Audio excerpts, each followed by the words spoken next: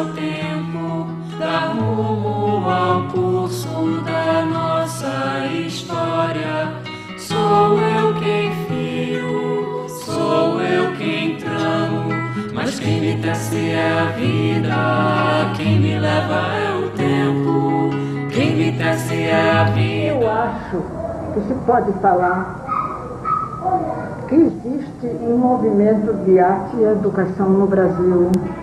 Aí a gente começou esse movimento, que eu comecei aqui, depois eu fui para a Escola de Arte do Augusto, no Rio, tive contato com o pessoal que fazia arte, que era Faiva Ostrover, que era o Pedro, que era o William Kruger, que era, sabe, a Cecília Conde, era o povo que fazia arte. Pretendo fazer também uma grande homenagem ao Augusto Rodrigues, que eu acho que ele foi a grande figura do movimento.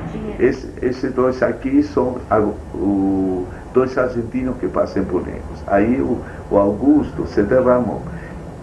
Ele gostava de latino-americanos e de argentinos. E bonecos, era, desde essa história com o Javier, era o que mais ele queria ter boneco na escolinha.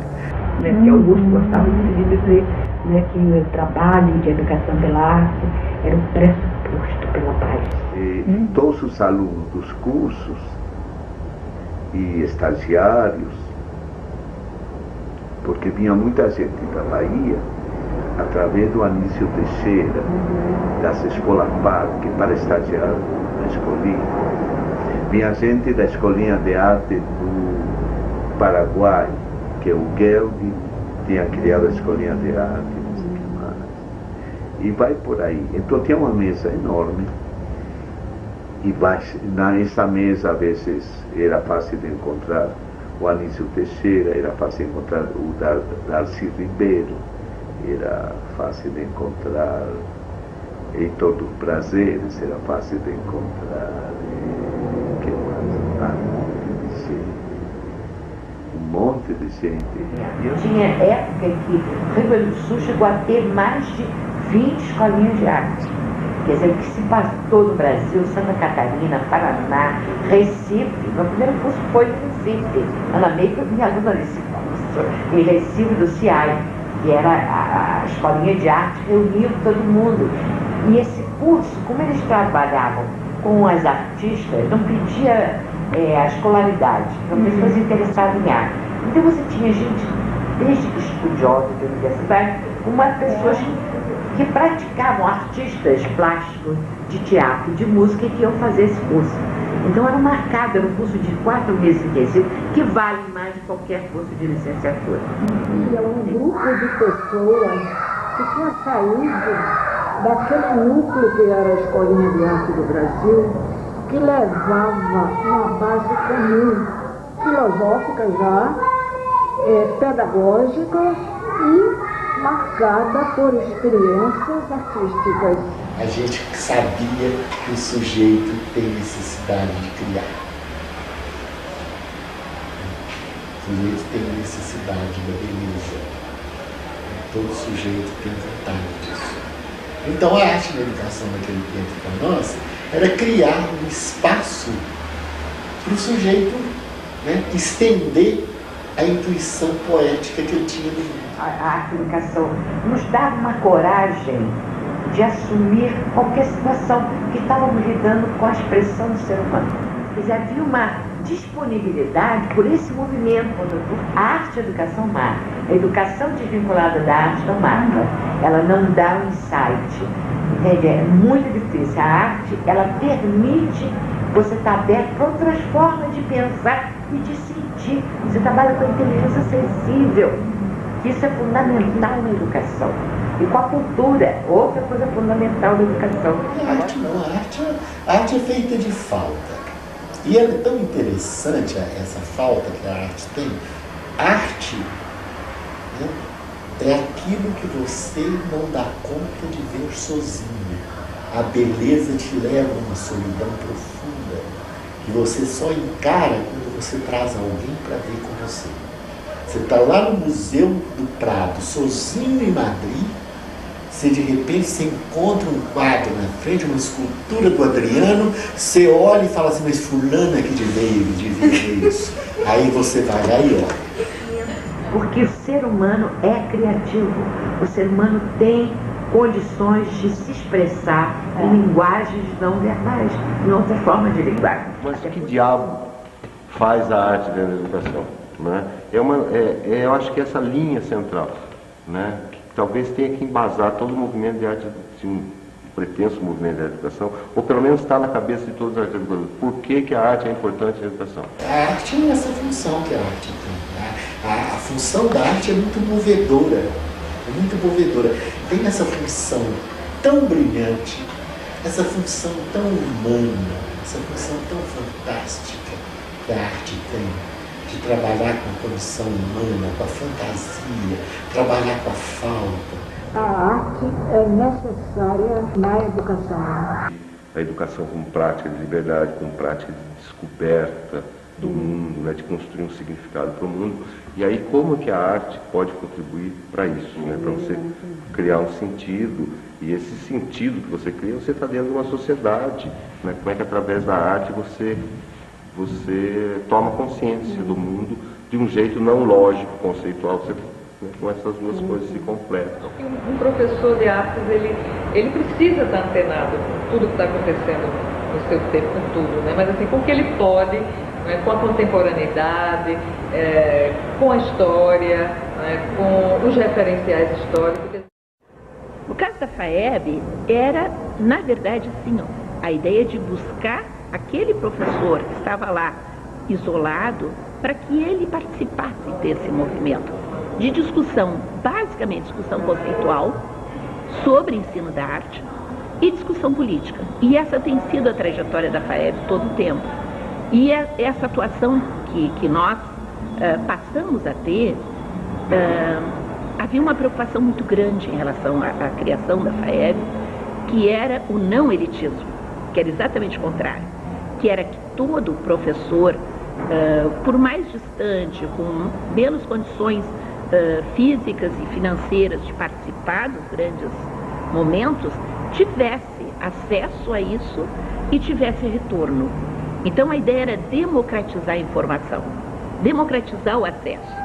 E isso, paralelamente à discussão conceitual do que é o ensino de arte. Não podemos educar na realidade com uma riqueza maior de procedimentos, com ideais, com perspectivas mais amplas, se não tivermos o recurso da experiência artística, vamos dizer, se não tivermos a capacidade de ampliar a mente criadora do homem.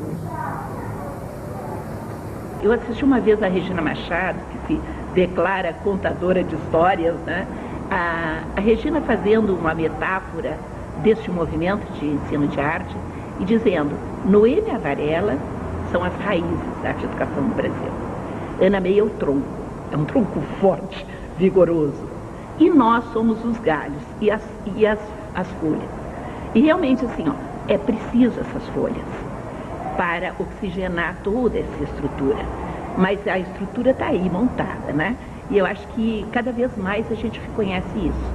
E Laís é quem permeia por todos esses galhos, porque ela tem uma tendência para o trabalho em comunidade que é essencial dentro do ensino de arte. Então a Ana Meia reflete, produz com um vigor incrível.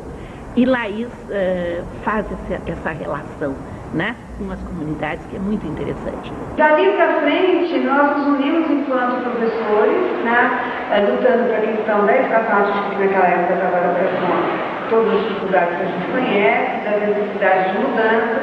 E a partir daí fui me empenhando cada vez mais na associação, fui presidente durante 4 anos, e que foi na época em que a FAEB foi criada também. A gente já tinha uma luta política forte, porque se a gente vê, você começa mudando os professores, informação, aí você percebe que não adianta você fazer a formação dos professores, você precisa lutar politicamente por uma formação e por espaços de trabalho mais adequados ao que se espera do ensino. E aí eu comecei a trabalhar também, então, da FAEB, né? Entramos a FAEB primeiro, foi uma coisa muito bonita, orgulhosa de poder contar, numa reunião, a gente tinha na Sobrearte, naquele tempo, que a Sobrearte era a Sociedade, né, Brasileira de Arte, naquele tempo ela era presidida pela FAEB. E a FAEB estava nessa reunião em Brasília e a gente teve uma discussão assim, muito madura, no sentido de que ela entendeu que não era contra ela que a gente estava se colocando, mas a necessidade de uma comissão pró-federação. E aí, em Salvador, deve ter sido 85, 86, houve um grande encontro em Salvador, que era o segundo simpósio internacional do ensino da arte e educação. E Ana May tinha feito o primeiro em São Paulo e o segundo foi em Salvador. E ali se decidiu organizar o que seria um pró-núcleo para a fundação da FAEB. Esse pró-núcleo se organizou em forma de mandala. O que era tal mandala? Era basicamente o e-mail de hoje, só que era por correio. Então a gente tinha um grupo e alguém escrevia alguma ideia, escrevia uma carta e fazia cópia e mandava para todos os membros do grupo. E quem quisesse respondia, mas respondia a todos os membros. E assim, de 86 a 87, este grupo pró-federação trabalhou dessa forma. E aí nós chegamos com um projeto elaborado de FAEB no primeiro FLAAC, que é o primeiro Festival Latino-Americano de Arte e Cultura, em Brasília, organizado pela Laís Aderne, que então era secretária de Cultura do Distrito Federal.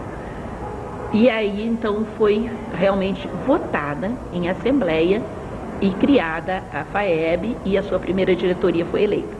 Então por um ano, para então organizar os estatutos. E aí essa primeira diretoria ficou Laís Aderne de presidente, fiquei eu de vice-presidente e a Miriam Celeste Martins pela ESP como secretaria executiva. E aí se formou então essa diretoria provisória, daí um ano aconteceu o primeiro congresso da FAEB, que foi em Taguatinga, uma cidade satélite de Brasília, organizado pela Laís, que era presidente. E ali, então, foi eleita a diretoria, primeira diretoria, que eles reconduziram. Então, ficou primeira diretoria Laís, presidente, eu de vice, a Miriam Celeste, de secretaria executiva. E a secretaria de São Paulo, a ideia de ter em lugares diferentes, e a gente criou boletins, fez os primeiros congressos, com pouca gente, com dificuldade, a gente tentava fazer junto com uma outra associação. Em cada lugar, este movimento se organizando em torno de algum elemento, de alguma pessoa, de algum local. Então, em alguns locais foi em torno de museus, em alguns locais foi em torno da universidade, muitos locais às vezes era uma escola mais forte, onde havia um movimento já de professores que trabalhavam com arte.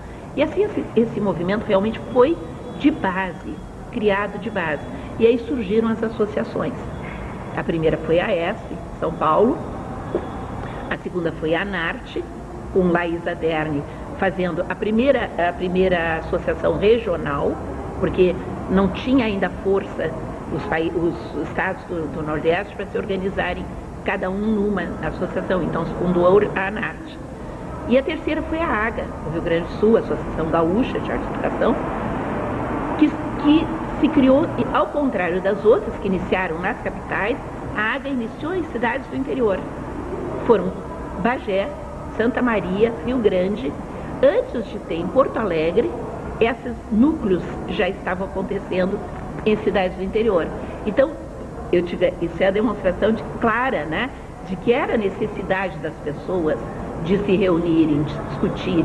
E aí a gente organizou, nessa altura, o terceiro congresso. O terceiro congresso foi em São Paulo, o quarto congresso foi em Porto Alegre, e a gente tinha um objetivo assim, tornar a FAEB conhecida, dar visibilidade à FAEB. E a gente organizou um mega congresso, com 1.200 participantes, com 13 convidados estrangeiros, com muitas comunicações, muitas mesas, muitos trabalhos. E foi realmente assim, ó, um evento que marcou. A partir daí, o 4º Congresso foi em Belém do Pará, e a gente sempre buscou isso, que sempre as regiões fossem contempladas. É claro, o Congresso é uma coisa difícil, né? Tem que ser bancada por alguém. Os encontros, para mim, eles são muito importantes, eles passaram a ser muito importantes, porque é um momento onde a gente se antena com tudo que está acontecendo no Brasil, a gente tem contato com as pesquisas dos pesquisadores, com as experiências de quem está experimentando, né? Então eu acho que é um momento muito rico de troca e que dá como que uma sintonia com o momento político, com o momento cultural, com o momento ético, com tudo com o que a gente está vivendo. E na verdade, assim, na minha opinião, é o Congresso que tem mantido a FAEB viva. No momento em que não houver este Congresso, que as pessoas se congregam, que as pessoas se encontram, que se discute, que se troca experiência, a FAEB não terá condições de sobrevivência. Acho que por isso eu sou uma das grandes batalhadoras de que faça esse congresso e que esse congresso aconteça uma vez por ano. Eu gosto de participar dos encontros para me sentir antenada e em sintonia, digamos assim, com tudo isso que... com esse movimento de ensino de artes, né? De arte e educação. Porque, por mais difícil que seja, eu acho que é o congresso que mantém a FAEB em seus rumos. Roda a roca do destino, desfia e via a trama da vida, traça e mede, precisa o tempo, dar rumo ao curso da nossa história. Sou eu quem fio, sou eu quem tramo, mas quem me tece é a vida, quem me leva é